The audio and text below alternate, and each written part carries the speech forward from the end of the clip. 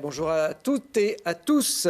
Innover dans le domaine du sport, c'est le thème du concours Innosport organisé par le Pays Voironnais. Un concours qui depuis quelques années connaît son dénouement ici, sur le plateau de Télé Grenoble. Très heureux d'accueillir l'édition 2025. Les lauréats qui ont été sélectionnés vont venir présenter leurs inventions ici dans quelques instants. Un concours que j'ai le plaisir d'animer depuis quelques années avec deux habitués maintenant, je peux vous présenter comme ça, de ce format télé spécial. Julien Paula et Bruno Catin, bonjour à tous les deux. Bonjour Thibault. Bonjour. Julien qui est maire de la ville-centre, Voiron, vice-président aussi du Pays Voironnais en charge de l'économie. Puis Bruno Catin qui est le président du Pays Voironnais. Bruno, c'est un concours Innosport qui existe depuis plus de 10 ans maintenant, qui fait vraiment partie des temps forts soutenus par la collectivité. Tout à fait, c'est un vrai challenge pour nous, c'est un vrai challenge pour ceux qui candidatent à ce projet-là. Et je crois qu'on y a pris goût et on revient assez régulièrement avec un grand plaisir, quoi. Alors depuis le début, il y a des centaines de projets innovants qui ont été soumis au jury, des dizaines de lauréats primés. Chaque année, moi je les vois ici défiler avec vous. On se dit, bon, ça va être compliqué d'innover encore l'année prochaine. Et puis chaque année, il y a de nouvelles innovations, des fois même de plus en plus nombreuses, qui viennent concourir, Julien. Oui, tous les ans, on est surpris. On a des choses auxquelles on ne s'attendait absolument pas, qui débarquent et puis qui nous font un peu briller les yeux parce que on est dans le domaine du sport, mais avec beaucoup d'innovations qui s'intéressent à de la pratique du sport un peu tout public. Donc on peut facilement s'identifier à ces innovations pour une grande partie d'entre elles, même si on n'est pas un pratiquant très chevronné. Et c'est vrai qu'il y a toujours des surprises, parfois des choses... Un peu comme au concours Lépine, on se dit mais c'est bête, il suffisait d'y penser. J'aurais dû. Et voilà, mais bon, il y en a qui en ont pensé avant nous. Ils sont là, ceux qui ont inventé, innové, qui vont venir nous présenter leurs produits dans quelques instants. Bruno, c'est un concours qui s'inscrit sur un territoire qui est tourné vers le sport et l'innovation, le Pays Voironnais. Oui, avant on était plutôt tourné sur le sport loisir, la santé bien-être, et aujourd'hui on est quand même plutôt tourné vers le sport performance et vers l'innovation, quoi. C'est vrai que l'année 2010, elle a été difficile pour le Pays Voironnais, puisque l'État a décidé de supprimer, je crois, 8 CREPS. Ensuite, Voiron. Dont celui de Voiron. Donc on s'est retrouvé avec un parc de 17 hectares. Et heureusement, nos prédécesseurs ont choisi l'idée de repartir, d'acquérir le site. C'était délicat puisqu'il y avait beaucoup d'hébergements et bon nombre d'équipements qui, faute d'investissement, étaient dans un mauvais état. Donc le Pays Voironnais a mis, je crois, à peu près 15 millions d'euros. Il y a eu l'aide de la région, l'aide du département qui ont fait qu'on a réussi à relever ce challenge. C'est le campus de la Brunerie aujourd'hui. Aujourd'hui, c'est le campus de la Brunerie. Le nom, on voit les images. Un campus qui poursuit son développement. Ah, tout à fait. Tout à fait. On est dans cette logique avec une orientation, je l'ai dit tout à l'heure, un peu tournée vers la performance et vers l'innovation. Il y a un volet aussi économique, Julien Paula, sur le campus, qui vient compléter ce que Bruno Catin expliquait des origines du CREPS il y a une quinzaine d'années. On a hérité du CREPS la culture du sport de haut niveau quand même, et on a l'équipe de France d'escalade, le Pôle France, donc ceux qui représentent notre pays aux Jeux Olympiques, qui sont résidents à Voiron et qui s'y entraînent toute l'année. Et puis ils sont bien logés, ils sont bien logés en termes d'équipement. Ça fait partie des investissements que le Pays Voironnais a consenti sur l'hébergement aussi. Et puis l'économie, oui, puisque le Pays Voironnais à l'origine s'est appuyé sur sa compétence économie pour justifier le rachat du site. Et dans l'intuition qu'on avait, qui nous a conduit d'ailleurs à faire naître Innosport à la même époque, qui était de dire l'économie du sport, c'est un secteur qui est en pleine croissance. Il y a une tradition très ancrée dans le territoire de la pratique du sport et donc de l'économie relative au sport. Enfin, je veux dire, on est quand même le bassin de Rossignol, de Poma, de Fitness Boutique, de Sidas, pour ne citer que quelques références qui rayonnent bien au-delà de nos frontières pour l'innovation dans le sport. Et donc, on s'est appuyé là-dessus en se disant il faut qu'on accueille des entreprises qui voudraient chercher un écosystème qui leur soit favorable pour réprouver les innovations, pour créer des partenariats, du lien, avoir un living lab avec des sportifs à portée de main dans cet environnement du CREF. C'est la raison pour laquelle on a développé donc l'espace qu'on appelle InnoLab, qui accueille des entreprises aussi qui innovent dans le champ du sport, parmi lesquelles des anciens lauréats d'Innosport sur des années liées au début du concours. Il y a une vraie cohérence d'accueillir effectivement des startups qui se sont révélées à travers ce concours. On voyait des images d'escalade, c'est l'infrastructure la plus emblématique du site Bruno Cattin, même si petit à petit vous êtes ouvert à d'autres disciplines. On s'est ouvert vers plein de choses, notamment le basket 3-3, il y a plein de choses, la piste BMX qui je crois que Julien le rappelle assez souvent, est la plus longue d'Europe ou du monde, la plus longue du monde. Donc c'est vrai qu'on s'oriente vers ce partenariat-là pour permettre d'être réceptif à l'ensemble des sportifs. On travaille aussi en proximité avec l'hôpital pour améliorer la santé et les recherches médicales. Donc c'est vrai que le positionnement du site, il est assez remarquable. La proximité de l'autoroute, le contournement encore partiel de Voiron, mais qui va s'améliorer bientôt et qui va permettre d'être encore plus proche des sportifs, quoi. Vous évoquiez le basket 3-3, on voyait quelques images prises sur le campus. C'était un des nouveaux sports olympique cette année, enfin l'an dernier à Paris, le basket 3-3, qui d'ailleurs a plutôt réussi à l'équipe de France, vice-championne olympique. C'est des athlètes qui viennent régulièrement s'entraîner à Voiron. Et oui, absolument. Et puis même les Américains, on a eu toutes les délégations internationales qui se produisent en tournoi très régulièrement sur le site de la Brunerie. Donc en fait, c'est vraiment le virage qui avait été pris avec succès par notre partenaire TSF, Tremplin Sport Formation, qui anime aussi la gestion des espaces sur place, que de prendre le virage de ce qu'on appelait les sports olympiques urbains. C'est le cas de l'escalade, du BMX et du basket 3-3, qui sont des sports olympiques plutôt récents, tous, mais qui sont en plein essor et très très ouverts à des pratiques assez libres en fait, parce que le BMX... on n'est pas dans les codes de certaines disciplines. Ouais, on est un petit peu moins enfermé dans les codes liés à des infrastructures particulières, donc c'est pour ça que ça marche très bien. Bon, vous avez eu du nez, le BMX. Jeux Olympiques, le triplé français. C'est pas mal d'avoir choisi cette discipline. Le basket 3-3, je rappelais le titre presque inespéré, de vice-champion olympique pour l'équipe de France face à toutes les grandes nations du basket traditionnel. Donc, là, vous parlez des garçons, on attendait plutôt les filles, je crois. Il y a les filles aussi. Il y a les filles aussi, mais qui ont été un peu moins heureuses sur cette... Mais elles seront là pour Los Angeles et elles ont encore quelques années pour venir... Exactement. Performer à Voiron lors des stages de l'équipe de France. Bon, on va venir à ce qui nous intéresse aujourd'hui, c'est ce trophée, ces trophées Innosport. Cette catégorie, plus le prix du pays voironnais, qui sera remis en dernier tout à l'heure, qui est quand même assorti d'un soutien financier conséquent, Julien. Eh oui, le prix spécial, c'est 5 000 € pour l'entreprise qui va l'emporter. L'objectif étant, puisque c'est un prix qui distingue une innovation dont on considère qu'elle est particulièrement prometteuse pour l'avenir, de leur donner un petit coup de pouce pour venir parfaire la recherche, pour financer le développement, le marketing du produit, pour permettre de pousser l'innovation vers la commercialisation et caractère industriel accessible pour tous les publics.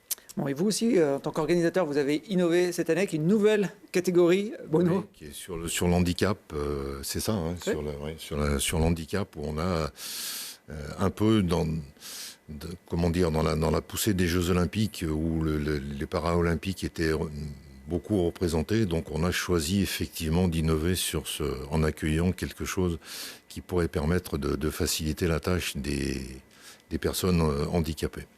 On verra tout à l'heure le lauréat de cette nouvelle catégorie. Parler des États-Unis, ça vient pas de si loin, mais représentation nationale. C'est un concours ouvert à tout le monde. Alors il y a des locaux, mais on va le voir dans quelques secondes.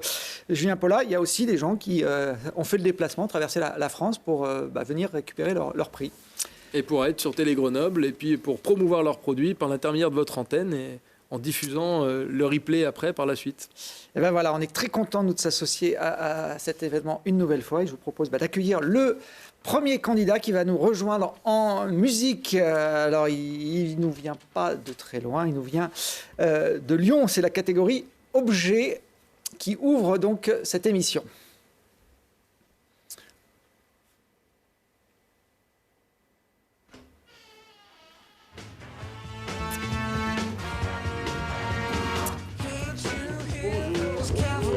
je vous présente Fabien Blond et Anthony Mabila. Bonjour à tous les deux, bienvenue. La musique a mis un peu de temps à venir. C'est peut-être que nous, on était cloisonnés dans notre studio, on ne l'entendait pas.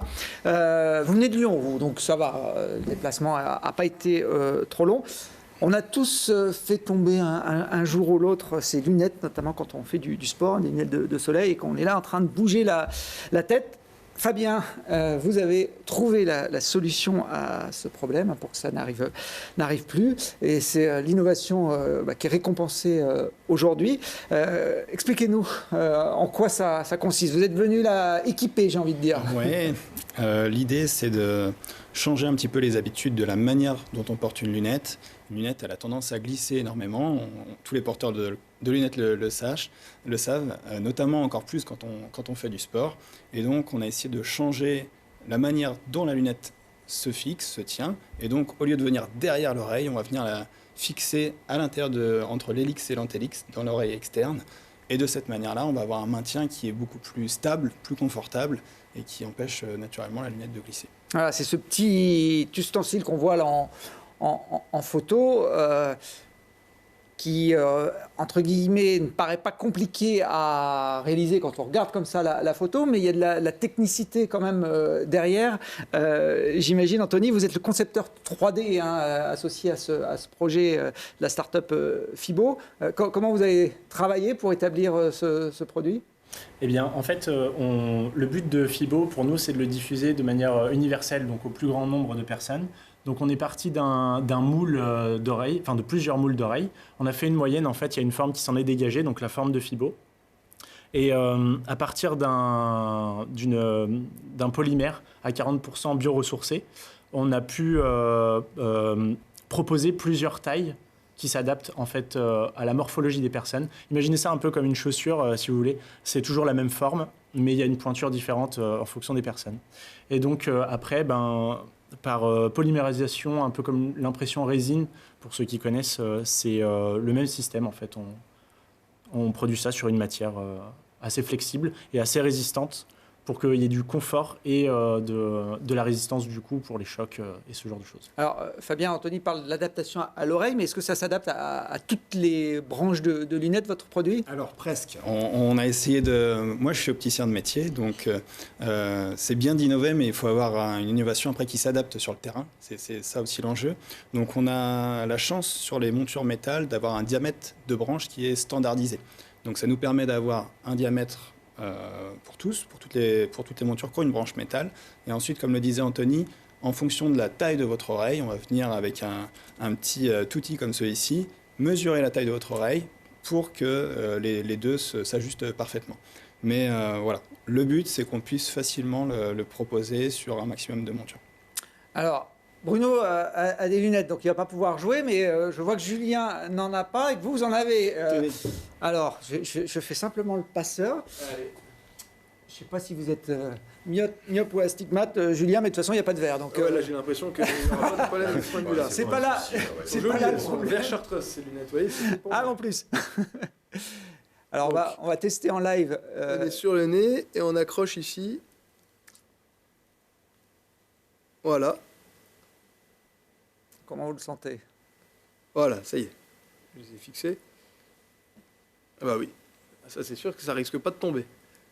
C'est fixe. C'est fixe, ouais. Même en agitant la tête dans tous les sens. Je vais voir des étoiles si je continue à bouger la tête dans tous les sens. Non, moi, l'avantage que j'y vois, c'est que je ne porte pas de lunettes au quotidien. Par contre, des lunettes de soleil de temps en temps. Je pense quand je fais du vélo, le problème permanent qu'on a quand on a le casque, d'avoir les lunettes qui sont gênées par le casque. Là, je pense que c'est un problème qui ne se posera pas, parce qu'évidemment, le casque, on a des dragons toujours qui passent au-dessus de l'oreille, mais qui ne recouvrent pas l'oreille en elle-même. C'est sûr que rien de ce point de vue-là, ça peut être avantageux. Tout à fait. Il faut savoir qu'aujourd'hui, la vraie alternative qu'ont les sportifs qui sont porteurs de lunettes, c'est les lentilles. Alors, en Europe, la France n'est pas championne des lentilles. Il y a aussi beaucoup de personnes qui ne peuvent pas en porter, parce que la surface de l'œil, parce que l'hydratation de l'œil, etc. Et la solution, moi à titre personnel, c'est ce que je fais, c'est de retirer les lunettes, d'accepter de pratiquer son activité dans le flou, et donc aussi de moins performer, en l'occurrence dans le sport.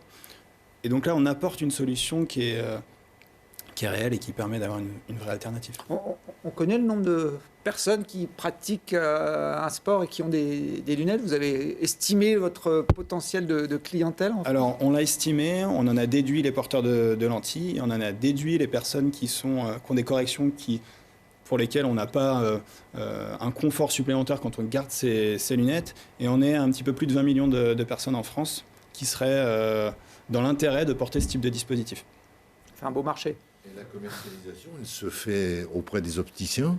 Oui. Ou est-ce que c'est vous qui fabriquez, y compris la lunette? Non, vous fabriquez que le manchon. Que le manchon, quoi. Oui, tout à fait. Nous, le but, c'est de développer une solution, soit pour les enseignes, soit pour les fabricants de lunettes, pour eux puissent l'intégrer directement dans leur magasin.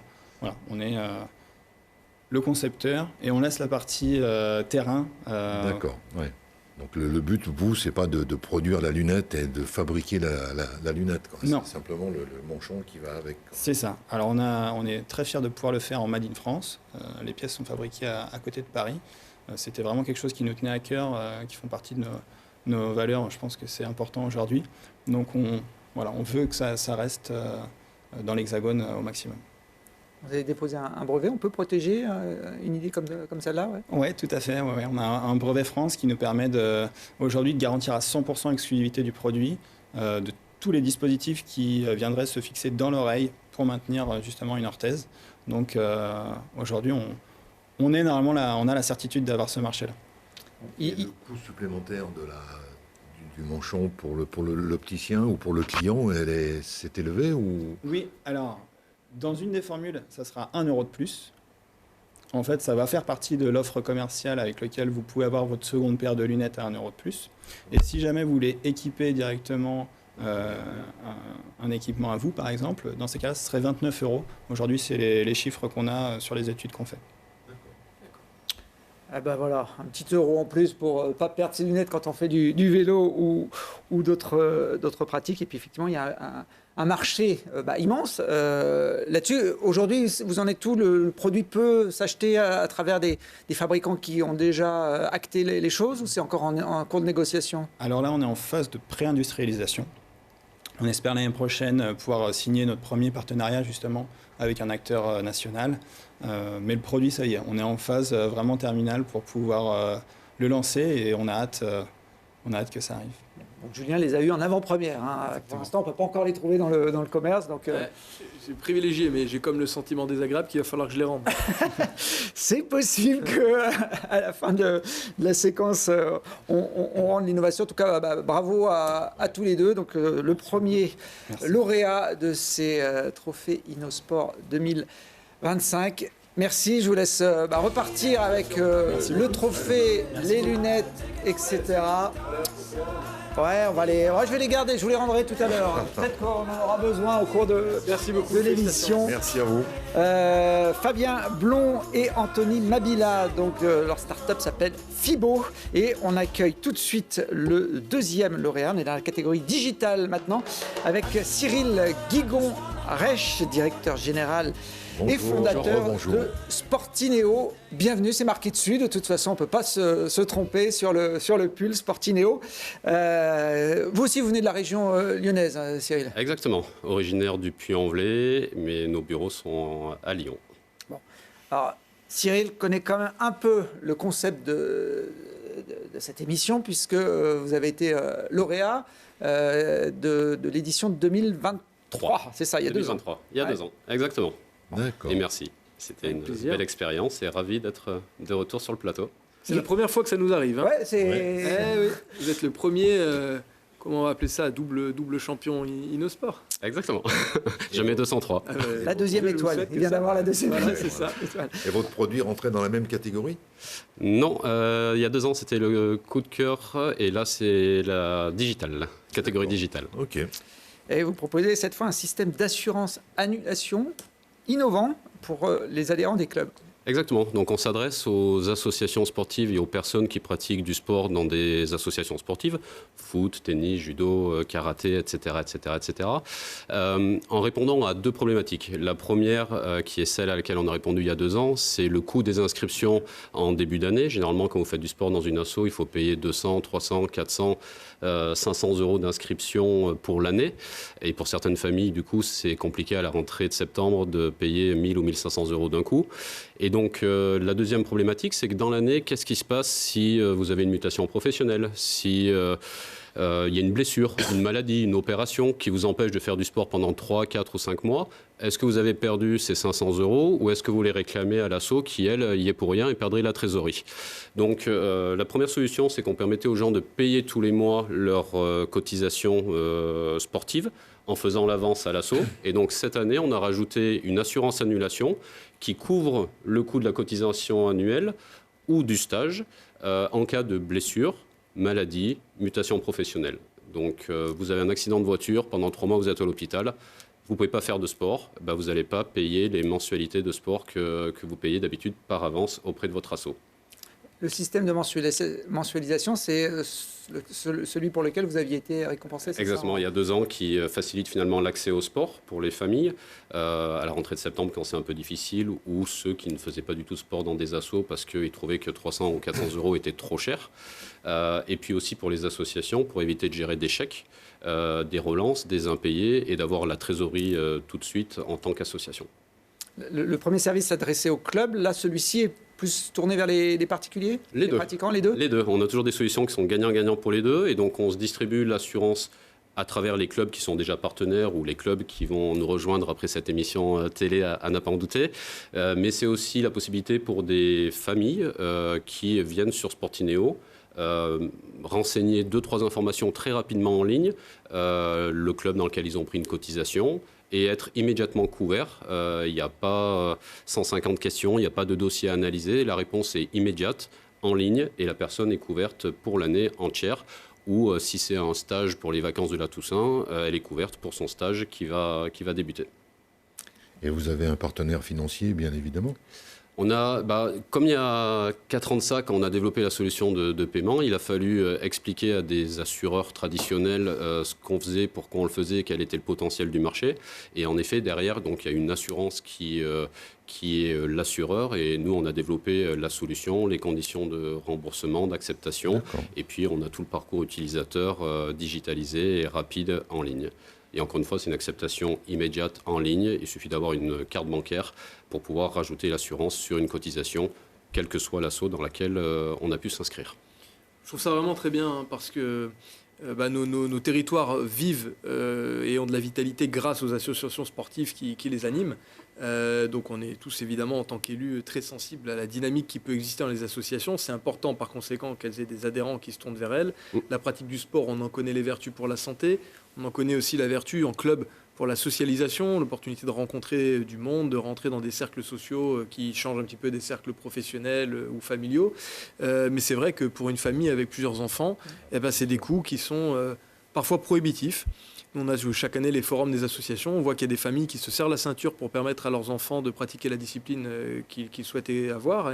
Et par voie de conséquence, le risque d'être empêché de pratiquer parce qu'on a un pépin de santé, ça peut parfois être un frein à accéder à la pratique. Donc je pense que c'est quelque chose qui va contribuer, comme votre innovation d'il y a 2 ans, à désinhiber les freins qui peuvent se manifester pour se tourner vers la pratique du sport en club. Et c'est vraiment, comme vous le disiez, à somme cumulative, quoi. C'est vraiment gagnant-gagnant, c'est très, très intéressant. Vous avez raison, on voit dans les cas pratiques, ça concerne aussi bien les parents qui inscrivent un enfant à un stage. L'enfant il dit tiens, j'aimerais bien essayer le basket pendant les vacances. T'es gentil, mais à 400 €, t'es sûr que tu changeras pas d'avis, t'es sûr que tu n'auras pas le Covid la veille du stage, etc., etc. Et du coup, l'effet bénéfique pour les clubs, c'est que les clubs qui proposent des stages avec l'assurance Sportineo vont exploser le nombre de personnes qui s'inscrivent parce qu'il y a moins cette peur de se dire et si mon gamin il change d'avis ou si je peux plus l'emmener au stage parce que je dois travailler. Donc ça couvre énormément de choses et ça permet aux clubs d'attirer plus de personnes parce qu'il y a moins ce frein-là. Et on a également des personnes qui, notamment dans le golf, qui peuvent avoir un certain âge et qui se disent à 1 000 € par an, qu'est-ce qui se passe si je me reblesse un peu le dos et que pendant 3 mois, je ne peux pas faire de golf? C'est quand même 300 € de perdu. Et qui, du coup, entre le fait de payer tous les mois Et le fait d'avoir une assurance qui prend en charge les mois pendant lesquels on s'est bloqué le dos, on a eu une mutation professionnelle ou autre, pareil, ça permet de se remettre au sport avec moins d'hésitation. Et donc aux associations, non seulement de ne pas perdre leur trésor, parce que ça serait à eux d'avoir la discussion délicate, je te rembourse pas, j'y suis pour rien, machin truc, bon allez, je vais faire le geste parce que ça fait longtemps que tu es dans le club. Mais ça leur permet non seulement de ne pas perdre la trésor, mais d'augmenter leurs recettes parce qu'ils peuvent attirer plus de monde, comme vous l'avez dit, parce qu'il y a moins de crainte de se dire est-ce que je paye 400 € d'un coup, alors que là on paye 40 € par mois. Et en plus, si on ne peut pas aller faire du sport, les 40 €, on ne les paye plus, ils sont couverts. Et si c'est un gamin qui change d'avis au dernier moment, c'est couvert quand même? C'est une excellente question, ça vous est arrivé, j'imagine? Non, mais ça peut... J'ai un passé d'assureur un peu, donc c'est pour ça que je me pose la question. Est-ce qu'il y a un risque? Est-ce que c'est aléatoire ou est-ce que le gamin qui dit la veille du stage... Finalement, j'y vais pas. J'imagine qu'il faut quand même une raison de force majeure, d'une certaine manière, non? On est couvert à 100% quand on a une bonne raison, c'est-à-dire un certificat médical, une lettre de son employeur, comme quand on a eu une mutation professionnelle ou simplement un changement d'horaire. Vous faites du sport le soir et on vous passe des horaires du matin aux horaires du soir en 3-8. Donc tout ça fait que vous êtes couvert à 100%. Pour un changement d'avis, ça ne marche pas sur une cotisation annuelle, mais sur un stage, un changement d'avis, vous êtes couvert à 70% si vous changez d'avis. Okay. Donc n'hésitez plus à vous mettre au sport. Je me tourne vers l'assureur, c'est une bonne couverture, une bonne formule? Oui, je doutais un peu que ça puisse être à 100%, mais c'est vrai que c'est un geste fort si c'est 70% de la cotisation, mais ça ne marche effectivement que pour un stage, quoi. Exactement, que pour le stage et avant, bien entendu, le début du stage. On ne peut pas aller au stage et dire « Ah, il fait un peu froid aujourd'hui ou il pleut, j'ai envie d'arrêter mon stage ». Mais on peut avoir d'autres raisons, des empêchements. Enfin, ça va même très loin. Par exemple, vous êtes un parent, vous avez prévu une nounou qui gardera votre enfant pour l'emmener au stage pendant que vous êtes au travail. La nounou, elle, tombe malade. Du coup, vous n'avez plus de solution pour emmener votre enfant au stage. Là, vous serez couvert à 100% parce que c'est une bonne raison qui vous empêche de faire le stage. Un service qui va être opérationnel dès la rentrée Alors, il est déjà opérationnel pour nos clubs partenaires. Il est opérationnel là sur le mois de juillet pour les personnes qui ne seraient pas dans des clubs partenaires qui viendraient s'inscrire. Et dans la foulée, on va proposer une version de cette assurance-là qui, elle, va être proposée aux associations qui vont pouvoir couvrir l'intégralité de leurs adhérents.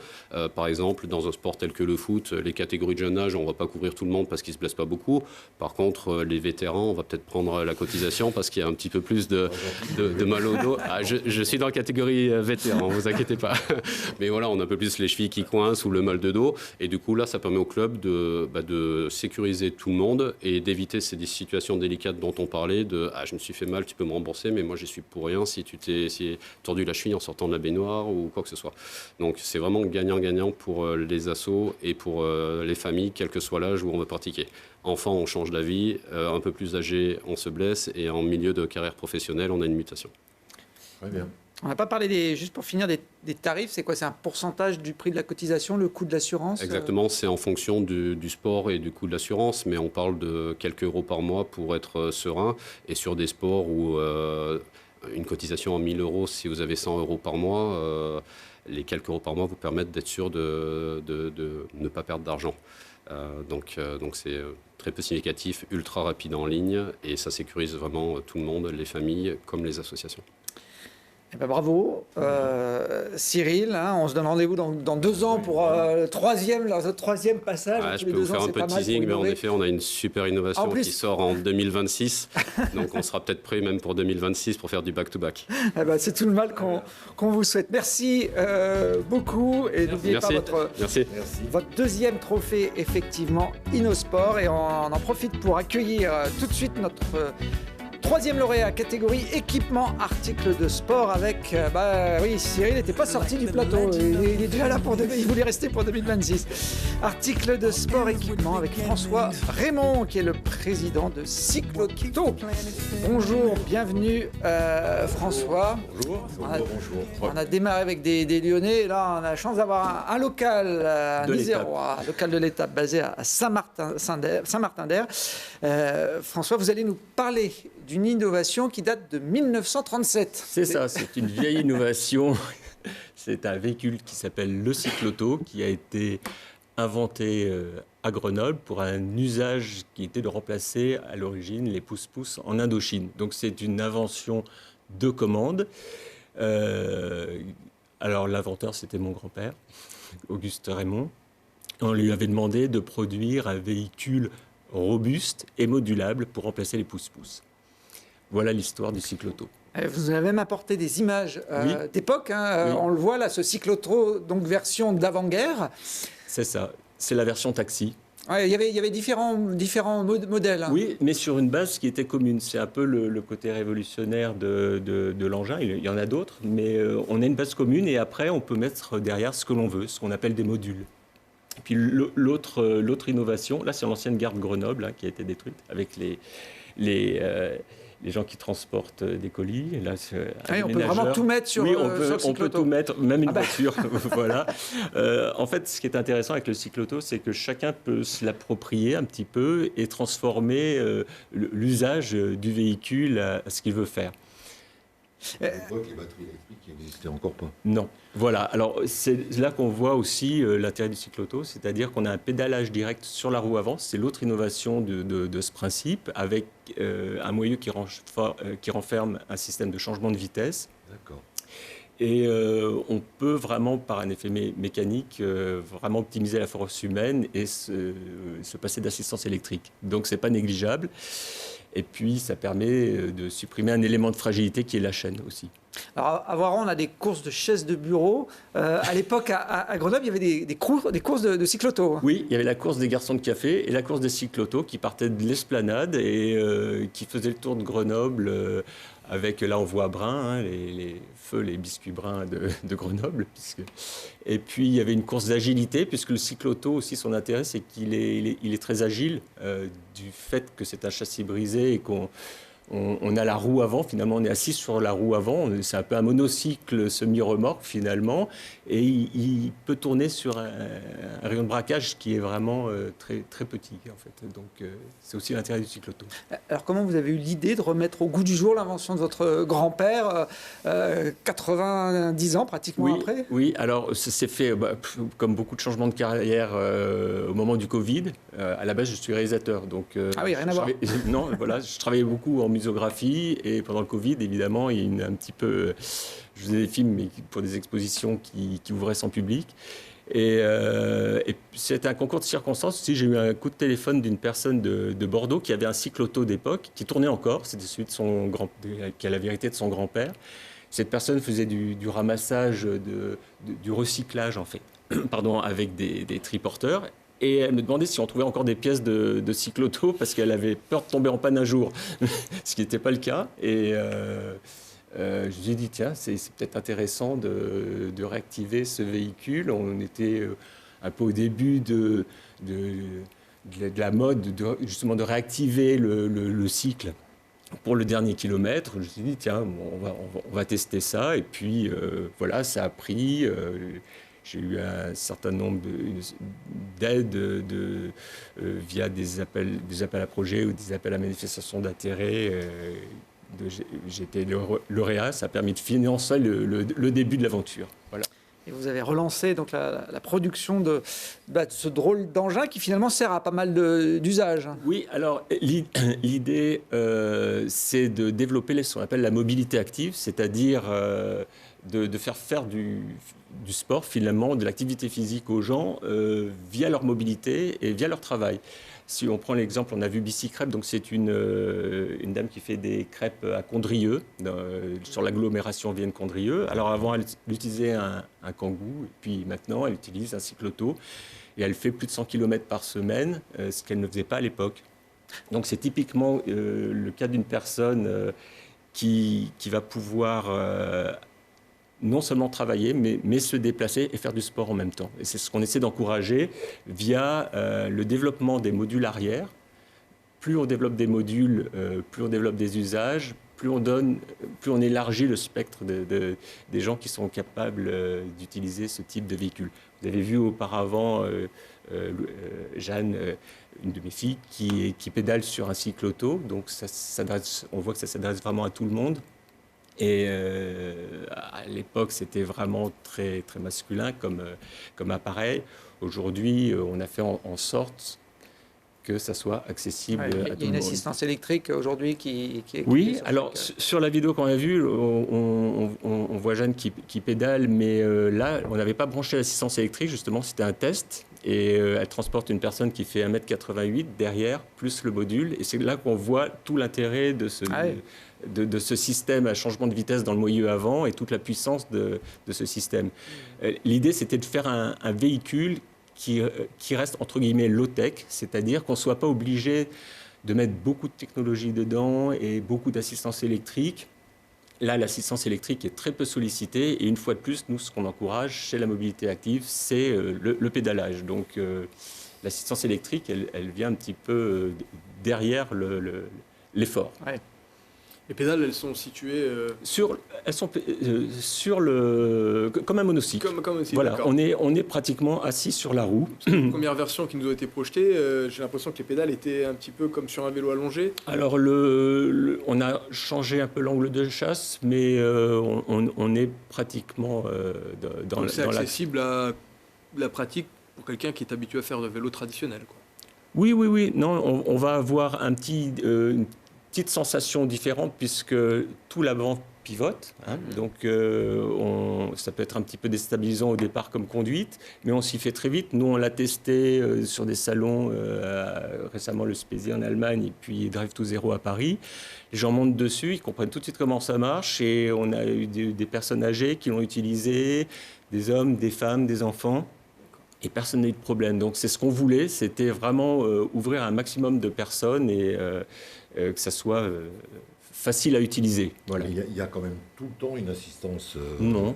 Pas. Non. Le modèle de base est sans assistance électrique. C'est étonnant. Et c'est surprenant. une fois de plus, Jeanne qui pédale avec ce grand gaillard à l'arrière, elle n'avait pas d'assistance électrique et elle transportait.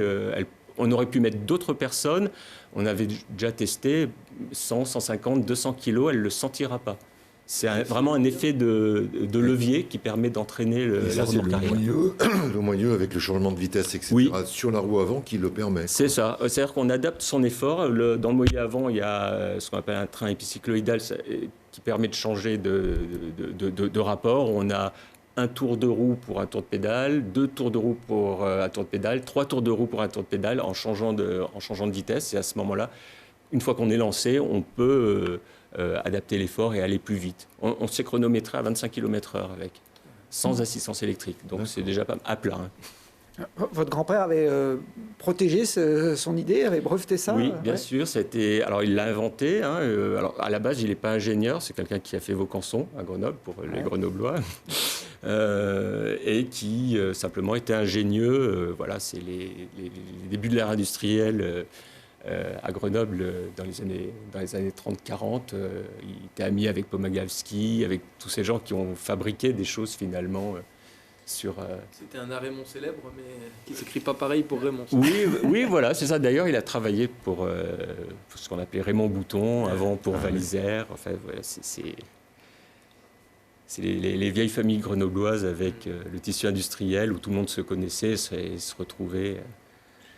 Et là, aujourd'hui, vous produisez déjà ce Oui. type de vélo, donc... Alors, il a été... on s'entourait d'un partenaire industriel de poids, qui est Michelin, qui a travaillé sur déjà une analyse fonctionnelle qui a permis de remettre en perspective le cycle auto dans le milieu urbain actuel, parce qu'il fallait, c'est un sens, pas juste fabriquer une machine, mais voir si elle pouvait correspondre à quelque chose. Et puis sur les aspects mécaniques, on a travaillé aussi avec l'ADEME sur les normes, sur des expérimentations. On a travaillé 3 ans avec l'ADEME via l'Extrême Défi. Et puis avec l'ANCT, l'Agence nationale de cohésion des territoires, sur une expérimentation qui est encore en cours dans les Monts du Lyonnais, et plus largement sur le Massif central, pour implanter des véhicules, pour lutter contre l'autosolisme et voir s'il est possible, dans certains cas, effectivement, de remplacer la voiture par des cycloautos. Et le prix d'un vélo comme ça, il est... On a fait une nomenclature très précise qu'à partir de sociétés iséroises ou rhône-alpines au plus large. C'est-à-dire qu'on est resté très, très cocorico, très local. Très local. Et On arrive à le vendre 6 900 €, ce qui est le prix d'un gros vélo électrique actuellement dans la gamme haute des vélos électriques. Sauf qu'on s'adresse quand même à un marché professionnel principalement. Donc là, on avait l'exemple de Bicycrep, mais on a beaucoup de personnes qui sont des auto-entrepreneurs qui vont travailler avec leur cyclo-auto. Donc ils vont nous demander un arrière spécial où eux ont une idée de conception de module arrière. Vraiment, on essaie d'accompagner justement les entrepreneurs dans la création de leur module arrière. Ouais, vous avez toute une gamme là qui restait vintage dans l'esprit, mais qui est bien actuelle aujourd'hui. Oui, on a gardé ce look un peu vintage. Les matériaux, alors ça c'est aussi... Oui, et puis on a des recommandations quand même via l'ADEME sur la fabrication, sur les matériaux utilisés. On est resté dans de l'acier, de l'aluminium, des choses recyclables. On a très très peu de plastique. Et une fois de plus, en développant ces usages, vraiment on a un marché qui est presque infini, quoi. Ça, c'est le cyclo-auto camping-car presque. Alors oui, alors ça c'est vraiment un exemple de co-conception, c'est-à-dire qu'on a des gens qui nous disent mais nous on fait par exemple la Via Rona, on aimerait bien partir un petit peu à l'aventure avec à vélo mais pas avec un gros sac à dos ou une remorque bricolée, on aimerait bien avoir un engin un peu compact et on a conçu alors il est en développement actuellement, ce module un petit peu randonné qui permet de partir loin avec tout son bazar. Et c'est un module extensible, donc on peut s'abriter, on peut dormir dedans le soir venu. Mais il n'y a jamais 2 sièges. 2 sièges sur le cyclo-auto. Oui. À pédaler à 2. Si on peut, sur le module arrière, on peut très bien. On a un petit bus avec 6 places enfants à l'arrière. Alors il a été développé. Là, c'est aussi un exemple de co-conception. C'est une demande qui nous a été faite pour la Guyane. On en a fabriqué 2. Donc il y en a un qui part cet été en Guyane. On avait déjà envoyé un cyclo-auto en Guyane sur la commune de Saint-Laurent-du-Maroni. Et là, c'est un petit bus pour enfants où on peut mettre 6 enfants avec 2 bancs rabattables. Donc là, une fois de plus, on a un double usage, c'est-à-dire qu'on peut rabattre les bancs et dans la journée transporter des colis, faire autre chose. Très bien. Bravo Félicitations. pour cette innovation, ce retour d'innovation deux générations après. Avec beaucoup d'usages qui ont été inventés depuis, qui ont été demandés, qui sont développés justement pour le faire rouler encore plus. Eh ben, on souhaite une longue vie au cyclo-auto, d'autant qu'il est fabriqué ici chez nous en Isère, ce qui est encore mieux.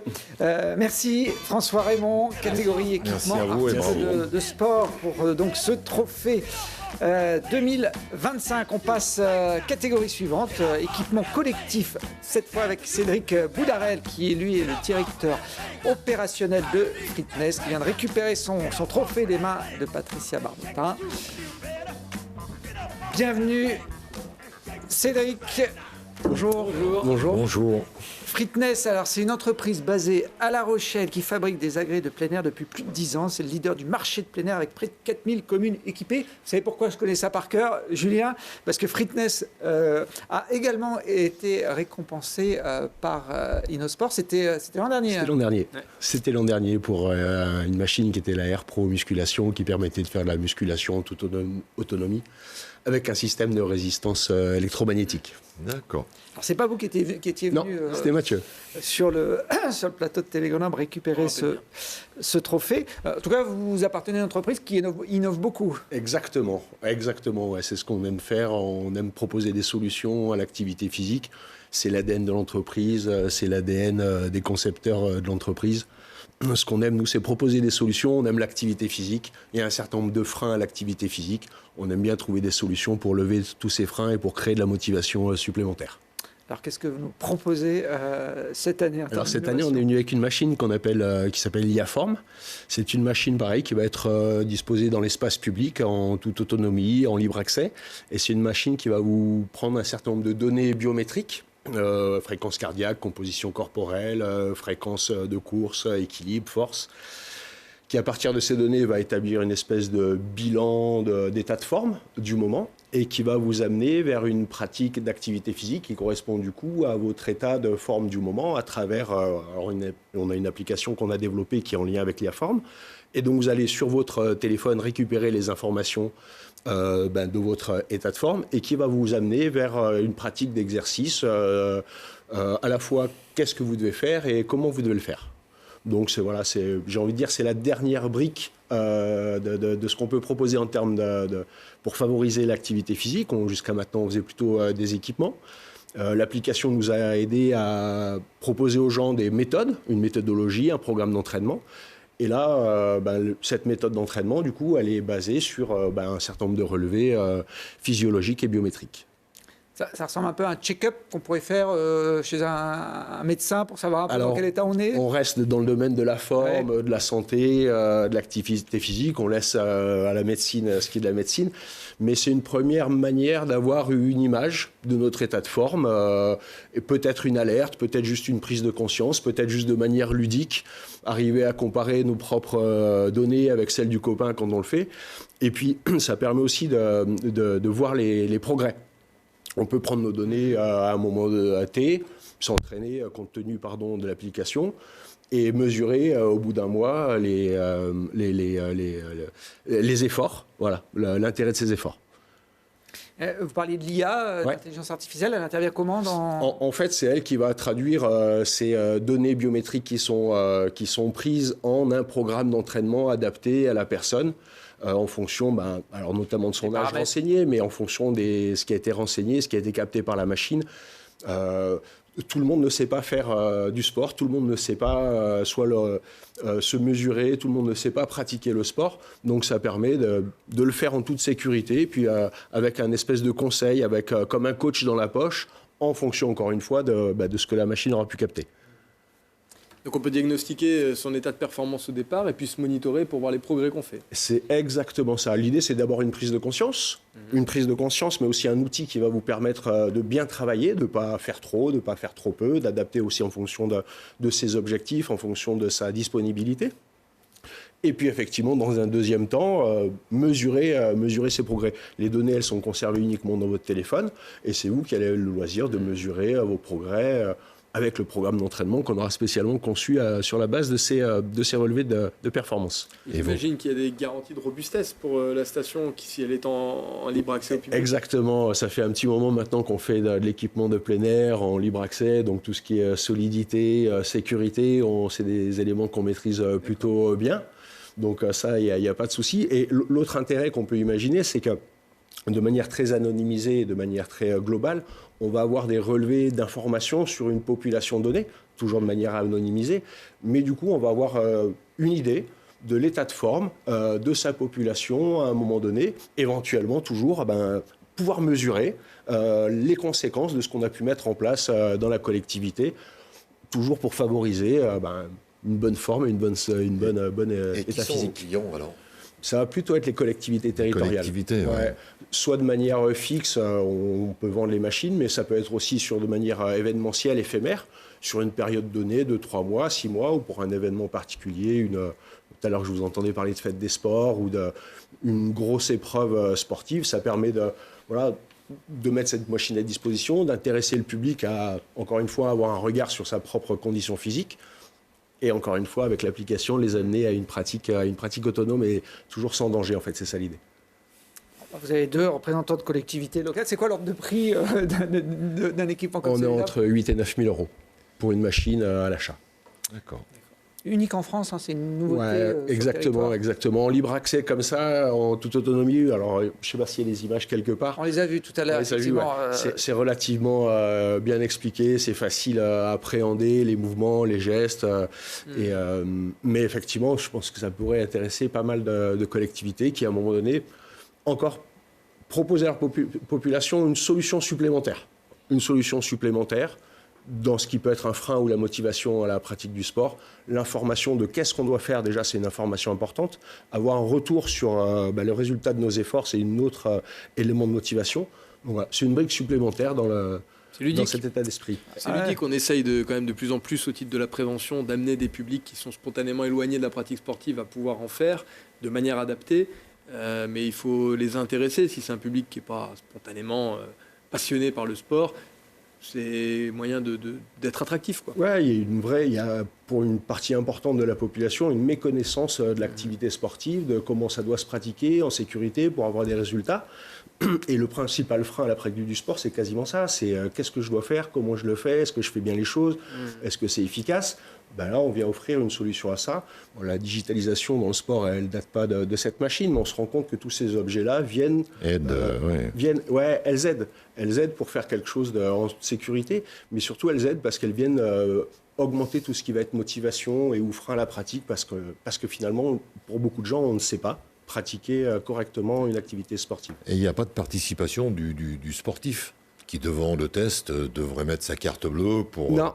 Alors ça, l'application est complètement gratuite. Il faut juste la télécharger, qu'on va trouver ça sur tous les iPhones. Pas de problème. Non, c'est gratuit. Il n'y a pas de participation. Et je reviens sur la question de Julien. Il y a de la sécurité pour que ces machines ne soient pas détruites, ne soient pas abîmées, ne soient pas... Ouais, alors avec beaucoup de bonne volonté, on a vu qu'on peut arriver à beaucoup de choses, mais globalement, non, ces machines, elles sont conçues pour être résistantes aux intempéries. Autre point que j'ai pas, c'est qu'elle est alimentée en fait par panneaux solaires, donc elle est complètement autonome. Je peux la mettre, la déplacer. J'ai même pas besoin d'un flux électrique. Voilà, je télécharge mon application et les données sont dans le téléphone de la personne et de manière anonymisée, elles peuvent être mises à disposition de la collectivité. Et là, dans ce cadre-là, il y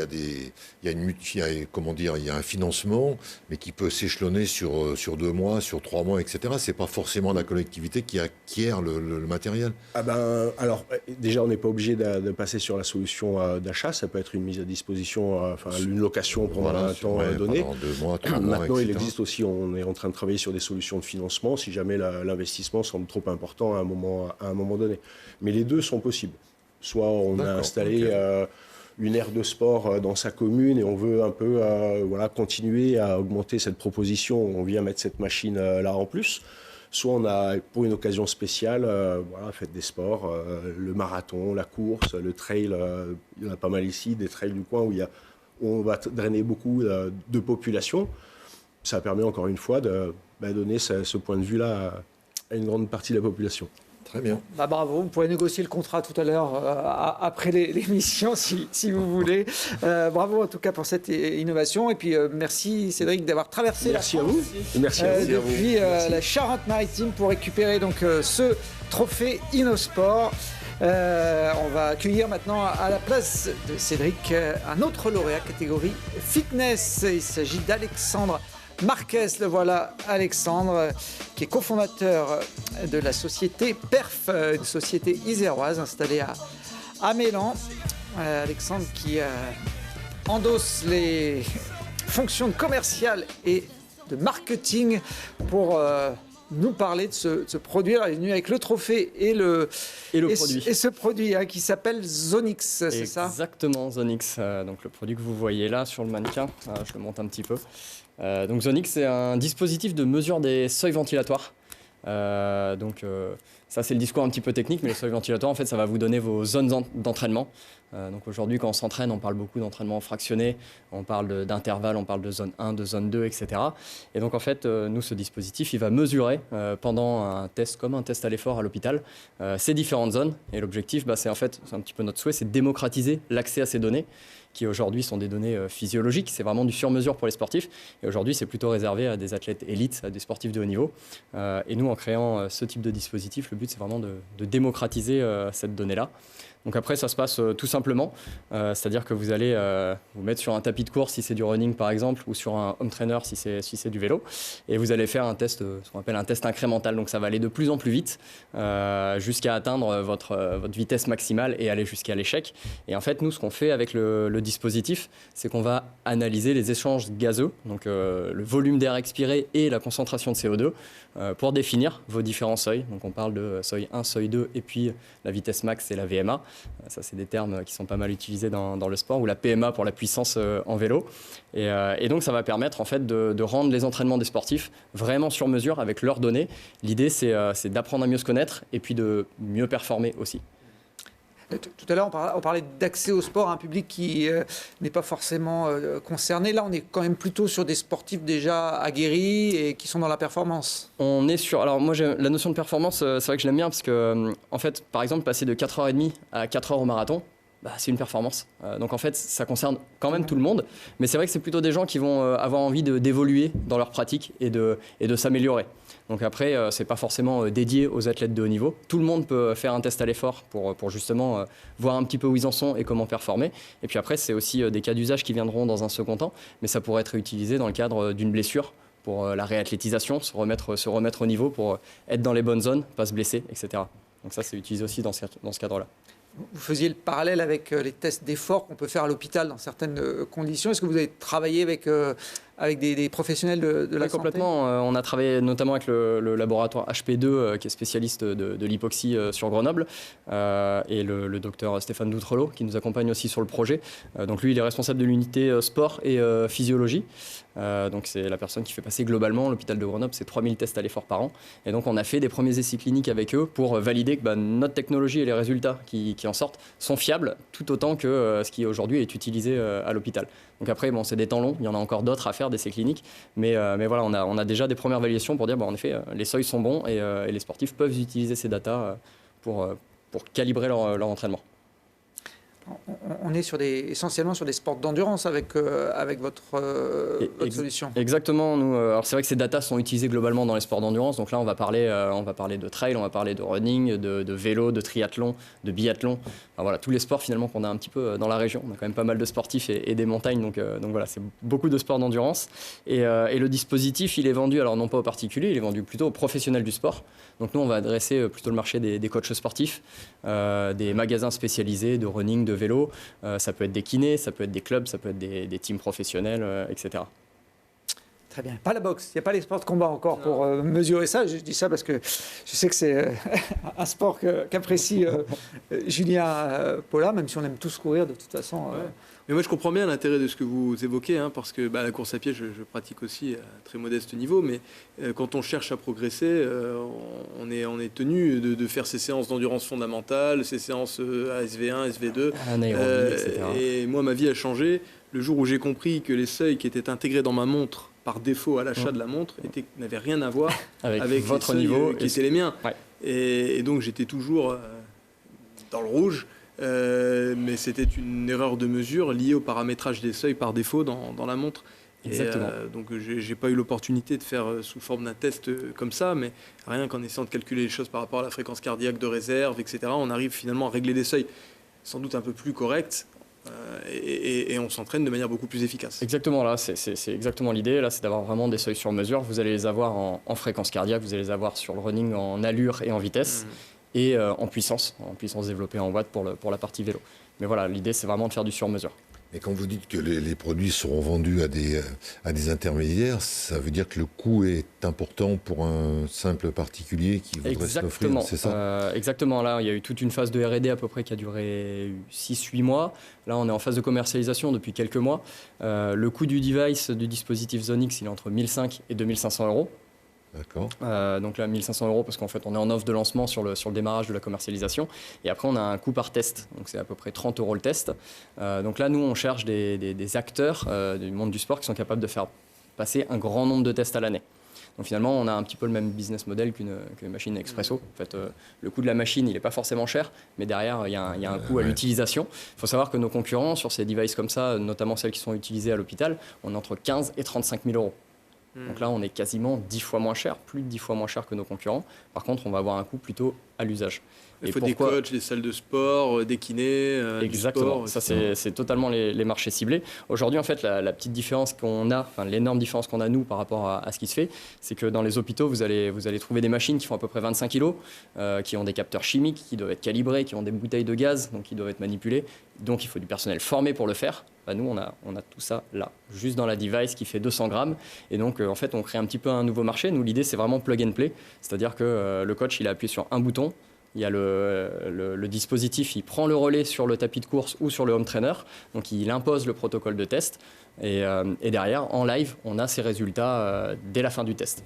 Donc voilà, l'idée, c'est plus qu'on aille à l'hôpital où on enlève un petit peu ce côté hôpital, mais on va aller, par exemple, je sais pas, je suis sportif, j'ai envie d'aller dans le magasin du coin auquel je vais pour acheter mes chaussures, par exemple, et ben là, je vais faire aussi mon test d'effort, ou avec mon coach, ou dans mon club. Donc voilà, de démocratiser vraiment l'accès à ça, et on peut le faire parce que la device, elle est portable, et du coup, le modèle, il permet aussi de faire ça.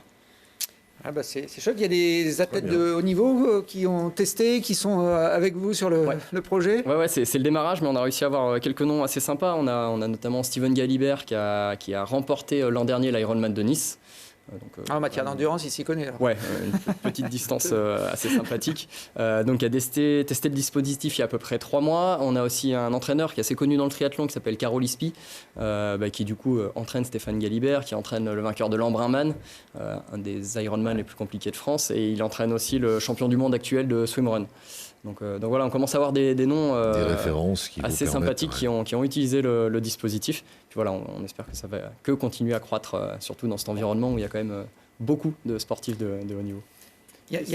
Il y a un bon marathonien du côté de Voiron, Hassan Chadi, qui peut peut-être être intéressé. Complètement. Si vous voulez tester d'ailleurs aussi le dispositif, on fait des sessions de test assez régulièrement sur Grenoble, donc sans problème. Figurez-vous que j'ai un rendez-vous au CHU pour le test d'épreuve à l'effort en août. Donc.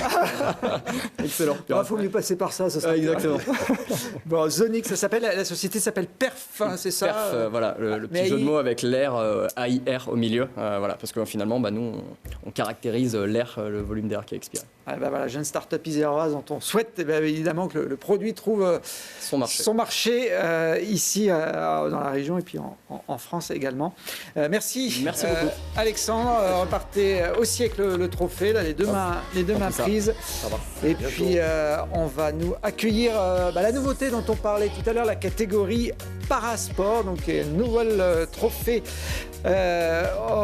chez Inosport. Dominique Desbouillons, qui est le directeur général et fondateur de Homeball, qui est donc le premier à remporter le trophée dans cette nouvelle catégorie parasport. Vous venez de Normandie, hein. On fait un petit peu le tour de France là avec les lauréats. Vous, c'est la Normandie. Oui, je pense qu'on est les acteurs qui viennent du plus loin. On a fait La Rochelle, c'était pas mal, mais je pense que oui, vous êtes quel coin de Normandie? Parce que c'est grand aussi, la Normandie. On est à côté de Granville, hein, voilà, entre Rennes et Caen, donc proche du Mont-Saint-Michel. C'est beau. Très bien, c'est très joli. Ouais. C'est une belle région, effectivement, tout à fait. La basse Normandie. Maintenant, c'est la Normandie tout court, parce qu'on a regroupé les deux régions depuis quelques années. Alors, vous allez nous présenter un équipement que vous avez imaginé en 2011, qui est une sorte d'équipement qui permet une pratique sportive un peu différente des sports collectifs qu'on peut connaître. Tout à fait, ouais. Donc j'ai inventé en 2011 une cage enfilée dans laquelle j'ai développé plusieurs pratiques sportives. Donc la pratique sportive qui s'appelle le homeball foot qui se joue avec les pieds, le homeball hand avec les mains, et puis après avec les années et puis avec les différentes cibles qu'on a pu rencontrer, donc est venue une pratique qui s'appelle le homeball hand fauteuil, donc une pratique codifiée pour les personnes en fauteuil roulant où tout le monde joue en fauteuil roulant. Et pour participer au concours Parasport, on a développé une nouvelle pratique qu'on a pu tester lors des Jeux olympiques, paralympiques, au Club France. On était présent avec un de nos équipements, on a développé une pratique comme ça, un petit peu par coïncidence, en faisant jouer des personnes debout et des personnes en fauteuil en même temps, de manière à ce que tout le monde communie sur le terrain, chacun avec ses capacités, avec et donc ce qui permet de réunir personnes debout, personnes fauteuil, et d'avoir un temps d'échange dans le sport tout en convivialité. Cette cage là qu'on a vue en image, elle est standardisée, enfin, vous l'avez paramétrée sur des dimensions qui... Tout à fait. Comme toute pratique sportive, en fait, il faut déterminer un cadre de jeu, des surfaces, différentes dimensions, des zones. Donc au homeball, on a développé 3 tailles de terrain. Si vous voulez, on a un petit terrain qui mesure, à chaque fois c'est des carrés. Le plus petit terrain mesure 4,50 m par 4,50 m. Après, il y a un autre terrain qui mesure 6,50 m par 6,50 m. Et le plus grand mesure 8,50 m par 8,50 m. C'est mobile, donc ça se monte facilement. Ça. Tout à fait. Donc l'objectif, c'est d'avoir un terrain qui puisse se mettre en place partout, en intérieur, en extérieur, et de donner la possibilité à plein d'acteurs de le mettre en place pour des animations journée, mais également demi-journée. Donc c'est ça qui est intéressant. Un terrain, ça se monte en 20 minutes. Une personne seule, pas besoin d'outils, c'est que de l'emboîtement. Donc ça va vite et ça amène... du confort, si vous voulez, quand on organise un événement, parce que l'intérêt de la cage, indépendamment du sport qu'on a développé à l'intérieur, c'est de cloisonner les ballons. Donc, en cloisonnant les ballons, on amène de la sécurité en périphérie pour toutes les actions que vous pouvez avoir en périphérie. Donc c'est très intéressant également pour tout ce qui est collectivité. Voilà. Donc, Et le profil des gens qui sont debout, il correspond à quoi? C'est des gens actifs complètement ou qui ont quand même un tout petit handicap ou...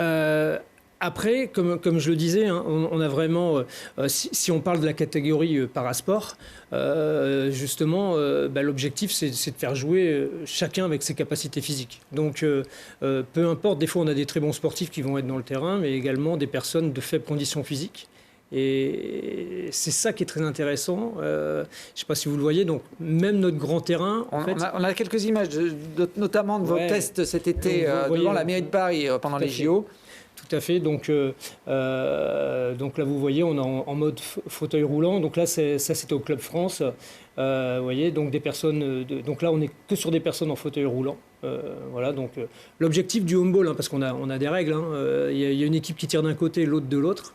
Il faut aller marquer dans les cibles jaunes du camp adverse. Vous voyez.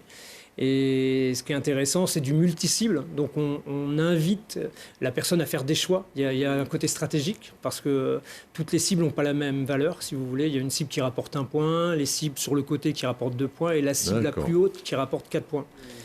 Et tout en ayant également une règle qui pimente énormément le jeu, c'est on a une cible rouge qui est dans le milieu de chaque camp. Quand on met le ballon dans cette cible rouge, on ramène le score de son équipe à 0.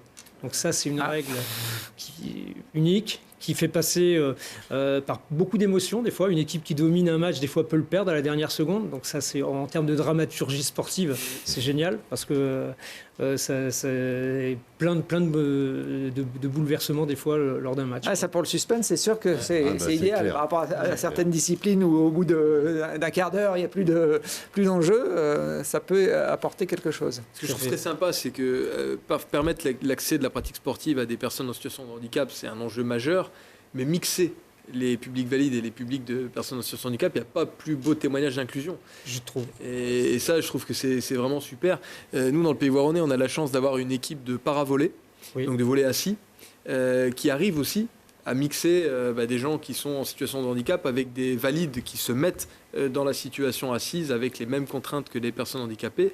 Et ça permet à chacun de mieux comprendre les contraintes de l'autre et d'être ensemble, quoi, au service d'une même cause. D'être ensemble, vraiment, de se mettre à la place de chacun et puis de collaborer. Quoi. Ouais, chacun collabore avec ses capacités. Social, ça crée plein de choses. Quoi. Une équipe de paravolés qui a participé, en tout cas les Voironnais ont participé au JO pour la première fois. Alors c'était un peu compliqué de se mettre au niveau international, mais ils étaient là, ils étaient présents à Paris eux aussi. Et ils ont porté les couleurs du club du Pays Voironnais. Il y a plusieurs membres du club qui sont en équipe de France. Et c'est vrai que le handisport a explosé, on en parle en début d'émission, avec ces Jeux de Paris, une exposition télé importante. A effectivement apporté beaucoup de choses, quoi. Enfin, beaucoup d'éclairage surtout. Quoi. Tout à fait, oui. Et il ne faut pas que ça retombe. Et justement, bien sûr. Ça a sensibilisé beaucoup de public. Bien et sûr. Au niveau scolaire, il y a énormément de choses qui ont été faites dans les écoles. Et donc, je pense qu'il faut continuer parce que la chance des jeunes générations, en fait, on leur a proposé justement de se mettre en situation, en fauteuil, tout ça, des choses qui, nous, à notre époque, on ne nous proposait pas. Et donc, peut-être qu'on avait un regard sur le handicap, avec des fois un peu de gêne, alors que justement, une fois qu'on casse cette barrière-là, ça change le regard et puis ça change les personnalités, quoi. Absolument. Est-ce qu'on peut imaginer le handball un jour aux Jeux paralympiques? Est-ce qu'il y a une fédération, des compétitions officielles qui pourraient se mettre en place? Dès le début, quand j'ai inventé le handball en 2011, j'ai pas seulement inventé un équipement. Hein. Dans ma tête, c'est fédérer. Créer une communauté de pratiquants, et c'est pas qu'une communauté, mais c'est plusieurs, vous voyez. Donc il y a du sens à créer des liens avec le monde du football, parce qu'on a le handball foot, il y a énormément de liens aussi à créer, un partenariat avec le handball, parce qu'avec le handball, il y a énormément de passerelles en quelque sorte. Des tirs à la hanche, des tirs à rebond. Donc le handballeur s'y retrouve énormément. Et puis au niveau du handisport aussi, donc beaucoup de potentiel. Et puis également avec tout ce qui est sport adapté, parce qu'on on parle d'handicap physique, mais également les handicaps psychiques. Donc c'est intéressant. Donc le handball est de plus en plus présent. Donc dans des IME, nous on a des clients, des établissements spécialisés qui investissent dans des équipements handball parce qu'ils ont un outil qui reste accessible en termes de coût en plus, et puis qui va permettre d'avoir au cœur de leur établissement un espace pour pratiquer le sport. Sécurisant de surcroît. Sécurisant, oui, tout à fait. Le budget, c'est quoi ? Donc un équipement handball donc transportable, les modèles mobiles que l'on voit qui peuvent se déplacer partout. Donc le premier tarif, donc sur le 4,50 m par 4,50 m, on commence à 2900. Donc le modèle le plus grand, le 8,50 par 8,50, on va être à 4600. Donc vous voyez, ça reste des équipements très accessibles. Quand on connaît le prix, on va dire en quelque sorte, d'un fauteuil roulant, quand on veut faire de la pratique parasportive, des fois on est dans ces tarifs-là, rien que pour 2 fauteuils, quoi, vous voyez. Donc voilà, il y a plein d'atouts. Je me souviens d'un test qui avait été fait à Lyon dans le métro avec des non-voyants et d'autres qui n'étaient pas non-voyants, mais qui se cachaient la vue et toutes les difficultés qu'il y avait à prendre le tram, à prendre les bus, à circuler. C'était assez extraordinaire, les conclusions sur lesquelles on était arrivé, quoi. Non, mais c'est très enrichissant.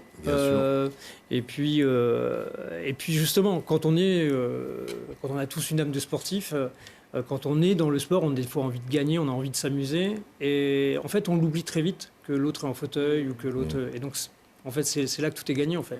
Il ne faut pas penser que, justement, des personnes en fauteuil roulant, des fois, ils vont se faire quelques vacheries, justement, entre eux, après dans les vestiaires, tout ça. Mais justement, comme tout le monde. Et justement, c'est ça qui est bien. Et justement, ça change complètement le regard, quoi, sur le handicap. Eh ben, bravo, merci. Dominique, merci. Bon retour en Normandie, quelques centaines de kilomètres vous attendent, mais c'était très sympa de vous avoir pour ce nouveau trophée Parasport. Et on va terminer déjà par le dernier lauréat. Voilà, il vient de recevoir son trophée des mains de Patricia. On accueille Romain Dexone, responsable marketing de l'entreprise Sol Couleur. Je ne sais pas si je l'ai... Sol Couleur. Bonjour Romain. Bienvenue. On va parler de votre innovation que vous avez dans la main. Voilà, je l'ai dans la main, effectivement. Elle tient dans la main. Bon, il n'y a pas de doute, c'est une semelle de chaussure. C'est une semelle. On est d'accord ? Qu'on a développée et qui est capable de faire du froid d'un côté et du chaud de l'autre. L'idée, ce qui est intéressant, c'est qu'on arrive à le faire sans batterie, donc on va récupérer de l'énergie mécanique du pas pour créer du froid de ce côté, donc du côté bleu, et du chaud du côté rouge. Alors comment on fait ça ? C'est le principe de la pompe à chaleur, c'est un cycle de Carnot. C'est de la compression détente d'air. Donc quand on va marcher, on va comprimer l'air dans une alvéole. En se comprimant, l'air chauffe naturellement. Et lorsque le pied se relève, l'autre alvéole qui est souple reprend sa forme. L'air revient, il est aspiré, il revient dans cette alvéole, il se détend puisqu'il a plus d'espace et il refroidit naturellement. Il y a 3 couches, c'est ça un peu dans la conception de la semelle ? Exactement, il y a 3 couches. Donc il va y avoir la couche avec les alvéoles bleues qui est la partie froide, la couche avec les alvéoles rouges qui est la partie chaude, et au milieu, on a une couche avec des tuyères, donc ce ne sont pas simplement des trous, ce sont des tuyères, donc des trous de forme conique, comme sur une fusée, qui vont permettre la parfaite compression de l'air. Ouais, on voit là sur ce schéma un peu comment chaque alvéole fonctionne. Alors moi je ne suis pas un grand scientifique ni un grand physicien, mais ça paraît fou de pouvoir générer de la chaleur ou du froid. Simultanément du chaud et du froid. Moi j'arrive pas à comprendre. Vous avez beau l'avoir expliqué, c'est un truc qui m'échappe. C'est pour ça qu'on a été assez subjugué par l'innovation et que le choix a été fait de vous confier ce prix, mais... oui, mais ça avait l'air logique de la manière dont vous l'avez expliqué, mais moi, ça échappe en mon entendement malgré tout. C'est un principe qui est assez simple, assez connu. C'est un cycle de Carnot, c'est connu depuis très longtemps. La difficulté, effectivement, c'était de miniaturiser ces pompes à chaleur. Chaque petite alvéole est une mini-pompe à chaleur. Et surtout de le faire dans un matériau souple qui puisse permettre le confort de l'utilisateur. Donc si on veut plutôt du froid, on inverse la semelle dans la chaussure. Exactement. Le pied gauche devient le pied droit, évidemment. Donc si on veut du froid, on met le pied en contact avec la face bleue, et si on veut du chaud, inversement, on met le pied en contact avec cette face rouge. Et on ne peut pas régler la température. La technologie ne va pas jusque-là quand même pour l'instant. On précise souvent, nous, c'est de façon assez humoristique, on dit c'est pas un chauffage, c'est pas non plus une climatisation. On va être capable de baisser la température du pied de 3,5 degrés au niveau de la peau du pied et de l'augmenter avec l'autre face de plus 4 degrés. Ce qui permet largement de rester en zone de confort. Et on pense pouvoir aller plus loin, faire du plus 10 degrés, moins 9 degrés. Principe de la pompe à chaleur, on fait toujours moins de froid. Malheureusement, pour ça, on est aujourd'hui limité par la technologie, puisqu'on s'est adressé aux plus grands, on s'est adressé à Dassault, on s'est adressé à des Américains pour la modélisation de ces alvéoles. Et aujourd'hui, personne n'arrive à modéliser ces alvéoles qui nous permettraient d'aller plus loin dans la conception. Comment vous avez eu l'idée de ce produit à l'origine? Alors l'idée, c'est notre fondateur, donc Bruno Aubert. Il a un ami qui travaille dans des entrepôts frigorifiques aux États-Unis et qui malheureusement ne trouvait pas de solution pour garder ses pieds au chaud toute la journée. Une journée de travail, ça dure 8 heures, même aux États-Unis. Il y a des solutions qui existent, mais qui embarquent des batteries qui ne tiennent pas l'équivalent d'une journée entière de travail. Et comme il savait qu'il avait déjà eu plusieurs brevets, plusieurs inventions, il lui a posé la question, il lui a dit « Est-ce que tu pourrais trouver une solution pour moi pour tenir mes pieds au chaud toute la journée ?» Et voilà, et puis il s'est adressé à la bonne personne qui a toujours plein d'idées, pour qui c'est un vrai challenge à chaque fois de créer quelque chose de nouveau, et qui s'est dit, si je prends le principe de la pompe à chaleur, si je fais du chaud, je peux forcément faire du froid, et puis je vais enlever tout ce qui est aujourd'hui à la fois contraignant pour l'utilisateur, mais qui est aussi contrainte écologique, à savoir la batterie, et donc aujourd'hui, tout ce qu'on développe, on le fait sans batterie. Et 3 ou 4 degrés, ça suffit dans une chambre froide pour... Ça suffit pour rester en zone de confort. Alors, c'est des gens qui, normalement, sortent toutes les 20 minutes, il faut savoir, des chambres froides, parce qu'il n'est pas possible de tenir plus longtemps. Donc, on rallonge ce délai et ça suffit pour rester en zone de confort plus longtemps. Pour être en zone de confort tout le temps, quoi. Exactement. Donc, c'est pas compatible avec des semelles orthopédiques, par exemple? Alors, ça l'est, mais on ne veut pas se fâcher avec les podologues. Donc, on conseille en général de les mettre sous les semelles orthopédiques pour ne pas modifier la correction orthopédique. Ça prendra simplement plus de temps à se faire sentir, puisqu'on ne sera pas en contact direct avec la peau, donc il y a une épaisseur. Alors, on conseille généralement, dans tous les cas, d'enlever la semelle de propreté pour ne pas être trop dans la chaussure. Ça marche, mais voilà, on préfère indiquer de les placer sous une semelle orthopédique, effectivement. Et la commercialisation, vous l'envisagez comment? Alors, elles sont commercialisées, ces semelles, déjà depuis environ 2 ans. Alors, à l'origine, ce n'est pas spécialement à destination des sportifs, puisqu'on l'a créé pour les travailleurs en conditions climatiques extrêmes. Mais ça a été les premiers à nous solliciter pour les acheter. Donc on les vend en direct tout simplement sur un site internet et on les distribue pour le moment à des grandes entreprises qui veulent équiper leurs salariés. Mais pour la partie sportive, on n'a pas aujourd'hui encore de distributeur. On a discuté avec et on discute encore avec le plus grand distributeur connu d'équipements de sport en France, qui a travaillé parallèlement aussi sur un projet sensiblement le même, mais avec une technologie différente. Voilà. Mais pour le moment, c'est soit en direct, soit via des entreprises pour c'est pour ça qu'on ne les trouve pas encore dans le grand public et qu'on a l'impression que c'est un produit... Malheureusement, pas encore.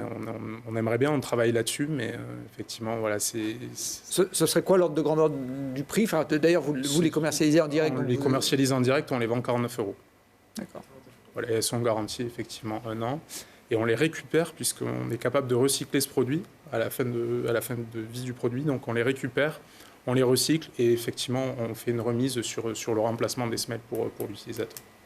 L'usure, c'est quoi? C'est un écrasement des alvéoles avec le temps?